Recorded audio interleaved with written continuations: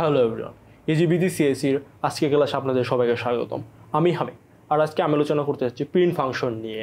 Print function পাইথনের একটি গুরুত্বপূর্ণ একটি বিষয়। শুধু পাইথনের না, আমরা যে কোনো কোড যখন করতে যাই তখন আমাদের কাস্টমার বা আমাদের ক্লায়েন্টকে কোনো কিছু শো করানোর হলে আমরা প্রিন্ট ফাংশন ইউজ করে সেটা শো করাই।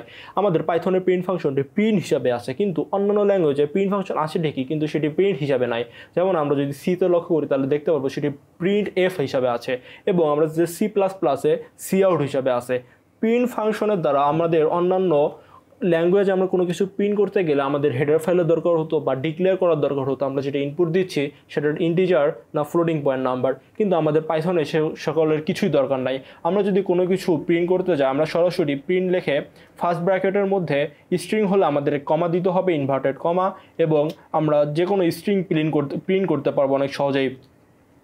আমি যদি শুধু হ্যালোটা প্রিন্ট করতে চাই তাহলে আমি শুধু হ্যালো লিখে ব্র্যাকেট দিয়ে এবং ব্র্যাকেট ক্লোজ করে দিয়ে আমরা জুপিটার নোটবুকে আমরা শিফট ইনটা চাপলে আমাদের এটা প্রিন্ট হয়ে যাবে।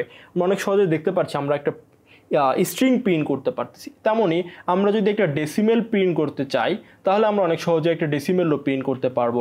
আমাদের সেম ওয়েতে প্রিন্ট ফাংশন লিখে আমাদের একটি ফার্স্ট ব্র্যাকেট দিয়ে আমরা হচ্ছে যে কোনো কিছু প্রিন্ট করে দিতে পারবো। ফার্স্ট ব্র্যাকেটের সাহায্যে আমরা যদি ভিতরে ডেসিমেলটা দিয়ে দেই আমাদের অটোমেটিকলি ডেসিমেল প্রিন্ট হয়ে যাবে। তেমনি আমরা যদি একটি ফ্লোটিং পয়েন্ট নাম্বার প্রিন্ট করতে চাই তাহলে আমরা হচ্ছে প্রিন্ট ফাংশন লিখে আমাদের প্রিন্ট ফাংশনের মধ্যে আমরা যদি ফ্লোটিং পয়েন্ট নাম্বারটি দিয়ে দেই তাহলে অনেক সহজে আমাদের ফ্লোটিং পয়েন্ট নাম্বারটি প্রিন্ট হয়ে যাবে। তেমনভাবেই আমরা শুধু যে প্রিন্ট ফাংশনের মধ্যে একটি শব্দ বা হচ্ছে একটি ফ্লোটিং পয়েন্ট নাম্বার বা একটি ডেসিমেল নাম্বার প্রিন্ট করতে পারবো তেমনটি না, আমরা প্রিন্ট ফাংশনের মধ্যে একটা সেটও প্রিন্ট করতে পারবো। আমরা যেমন কোনো কিছু দেশের নাম বা হচ্ছে ডিপার্টমেন্টের নাম আমরা সেটা হচ্ছে একটা সেট হিসেবে আমরা প্রিন্ট করতে পারি। আমাদের স্ট্রিং প্রিন্ট করার নিয়ম হচ্ছে আমাদের হচ্ছে উপরে ফার্স্ট ব্র্যাকেটের মধ্যে আমাদের হচ্ছে ইনভার্টেড কমা দিয়ে আমরা তার মধ্যে হচ্ছে আমাদের নামগুলো আমরা লিখে দিব, তাহলে হচ্ছে আমাদের এইগুলো প্রিন্ট হয়ে যাবে, আমাদের নামগুলো অনেক সহজেই প্রিন্ট হয়ে যাবে। আমি যদি লক্ষ্য করি আমি হচ্ছে এখানে দুইটা নাম আলাদা আলাদাভাবে প্রিন্ট করেছি, আমি অনেক সহজে এখানে প্রিন্ট করতে পারতেছি দুইটা নাম আলাদা আলাদাভাবে। এখানে আমাদের যখন আমরা জুপিটার নোটবুকে আমরা যদি কোনো ফাংশনের ডকুমেন্টেশন দেখতে চাই তাহলে হচ্ছে আমরা সেই ডকুমেন্টটি লিখে তার মধ্যে শিফট ট্যাব যদি আমরা ক্লিক করি তাহলে হচ্ছে আমরা আমাদের ডকুমেন্টটি দেখতে পারবো। এখানে আমরা দেখতে পাচ্ছি যে হচ্ছে আমরা যে প্রিন্টের ডকুমেন্টটা আমরা এখানে দেখতে পাচ্ছি, আমরা এখানে আর্কস দেখতে পাচ্ছি। এখানে হচ্ছে আমাদের কোনো লিমিটেশন নেই, আমরা অনেক কিছু প্রিন্ট করতে পারি একটা প্রিন্ট ফাংশনের মাধ্যমে। এখানে আমরা হচ্ছে কয়েকটি প্যারামিটার দেখতে পাচ্ছি, তার মধ্যে একটি হচ্ছে সেভ প্যারামিটার, একটি হচ্ছে ইন্ড প্যারামিটার, আর একটি হচ্ছে ফাইল এবং ফ্লাশ। আমরা হচ্ছে সেভ অ্যান্ড ইন্ড নিয়ে হচ্ছে এখন একটু জেনে নিব, এবং ফাইল এবং ফ্লাশ নিয়ে আমরা হচ্ছে ভবিষ্যতে যখন ফাইল পড়াতে যাব তখন হচ্ছে আমরা ফাইল এবং ফ্লাশ নিয়ে সম্পূর্ণ বিস্তারিত জানবো। তো এখন আমরা প্রথমে জেনে নেই যে সেপের কাজটা আসলে কি। আমরা যে সেপের কাজটা করব, আমরা এখানে যে হচ্ছে আমরা প্রিন্ট করেছি সিএসসি অ্যান্ড ট্রিপলি, আমরা এখানে যে দুইটা প্রিন্ট করেছি এর মাঝখানে একটা ফাঁকা চিহ্ন আছে, কিন্তু এই ফাঁকা চিহ্নটা এখানে আছে, এই ফাঁকা চিহ্নটা কোথা থেকে আসলো তা তো আমরা জানি না। আমরা যদি এখানে আবার এটা প্রিন্ট করতে চাই তাহলে হচ্ছে আমরা দেখতে পারবো আমরা একটু চেঞ্জ করবো। এই প্রিন্ট করতে গিয়ে আমরা হচ্ছে এখানে সেপটা ইউজ করব। সেপটা কীভাবে ইউজ করব, সেপ লিখে সময় সমান দিয়ে তার মধ্যে আমরা যদি এখানে একটা স্ল্যাশ দিয়ে দেই, আমরা সেপ লেখার পর যদি স্ল্যাশ দিয়ে আমরা যদি এখন ইন্টার দেই তাহলে দেখবো যে এখানে হচ্ছে আমাদের ট্রিপলি অ্যান্ড সিএসের মাঝখানে একটা স্ল্যাশ চলে আসছে। তেমনভাবে যদি আমরা আবার এখানে আমরা চেঞ্জ করতে চাই যে আমরা স্ল্যাশ দিব না, আমরা হচ্ছে কোলন দিব, তাহলে আমরা তেমনভাবে কোলন দিতে পারি। আমরা যদি এখানে একটু কপি পেস্ট করে আমরা যদি এখানে কোলন দিতে চাই তাহলে হচ্ছে আমরা অটোমেটিকলি ইচ্ছা মতো আমরা কোলন দিতে পারবো। এটা দেখা যাচ্ছে যে আমরা সেভ প্যারামিটার দিয়ে আমরা আমাদের যে স্পেস, অনেক কিছু প্রিন্টের মধ্যে যে স্পেসটা থাকে সেটা আমরা চেঞ্জ করতে পারি। আরেকটা হচ্ছে আমরা ডকুমেন্টেশন পড়েছিলাম, আরেকটা প্যারামিটার পড়েছিলাম।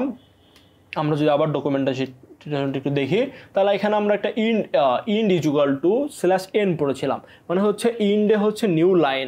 আমি যদি প্রথমে দুইটি শব্দ আলাদা আলাদাভাবে প্রিন্ট করতে চাই, যে আমি যদি হ্যালো এবং ওয়ার্ল্ড দুইটি শব্দ আলাদা আলাদাভাবে প্রিন্ট করতে চাই তাহলে দেখতে পারবো যে দুইটি আলাদা আলাদাভাবে প্রিন্ট হচ্ছে। হ্যালো দিয়ে আমি যদি এখন হচ্ছে ওয়ার্ল্ড প্রিন্ট করতে চাই তাহলে হচ্ছে দেখতে পারবো যে দুটি আলাদা আলাদাভাবে প্রিন্ট হচ্ছে।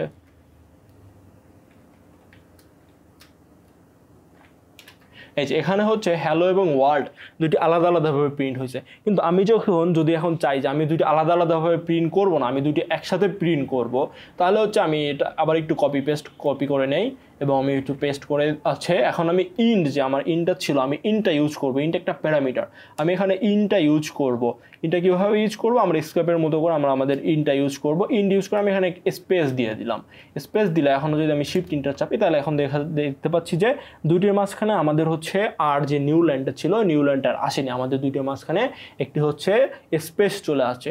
আমরা প্রিন্টের মাধ্যমে ইচ্ছা করলে একাধিক লাইনও প্রিন্ট করতে পারি একসাথে, কিন্তু আমরা যদি সি প্লাস প্লাসে পড়তে চাই, তাহলে হচ্ছে আমাদের কমান্ড ইউজ করা লাগতো নিউ লাইন, বা হচ্ছে আমাদের এমন কিছু দরকার হয় না, আমরা একবার প্রিন্ট লিখেই তার মধ্যে হচ্ছে আমরা একাধিক লাইনও প্রিন্ট করতে পারি। যদি আমি লক্ষ্য করি এখানে, যে আমি একটা লাইন লিখলাম, এখানে আমি ইন্টার দিয়ে আবার হচ্ছে দুইটা লাইন, সেকেন্ড লাইন লিখলাম, তারপর হচ্ছে আমি আবার থার্ড লাইন লিখলাম, কিন্তু এখানে একটা নিয়ম হচ্ছে আমাকে 3 বার হচ্ছে উপর হচ্ছে কমা ইউজ করতে হবে, এবং আমার হচ্ছে কমা ইন্টার দিলে আমি দেখবো যে এখানে হচ্ছে আমাদের 3টা লাইন আলাদা আলাদাভাবে প্রিন্ট হয়ে গেছে। আমি একটা প্রিন্টের মধ্যেই 3টা লাইন প্রিন্ট করেছি। তো আজকের ক্লাস এই পর্যন্তই। প্রিন্টের হচ্ছে আমরা অনেক খুঁটিনাটি বিষয় জেনেছি। আগামী দিন হচ্ছে আমরা কমেন্টের বিষয় জানবো, এরপর হচ্ছে আমরা এক বাই করে, মানে 1 বাই 1 করে আমরা বেসিক সম্পর্কে আরও ভালো মতো জানতে পারবো। তো আজকের ক্লাস এই পর্যন্ত, ধন্যবাদ সবাইকে।